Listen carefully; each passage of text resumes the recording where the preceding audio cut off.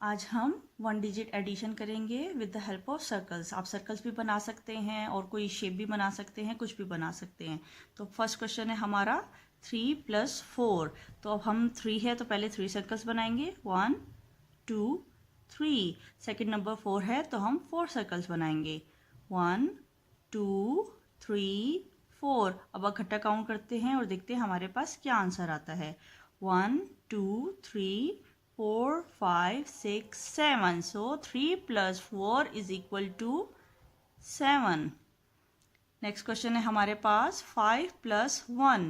5 है तो हम पहले 5 सर्कल्स बनाएंगे, 1 2 3 4 5।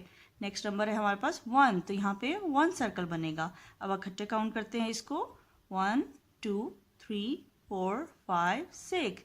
So 5 + 1 = 6। थर्ड क्वेश्चन है हमारे पास 7 + 2। तो 7 है तो सबसे पहले 7 सर्कल बनाते हैं, 1 2 3 4 5 6 7।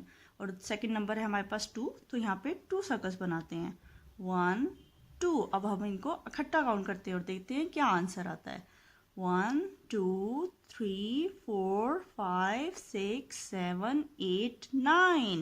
So 7 + 2 = 9। नेक्स्ट क्वेश्चन है 6 + 2।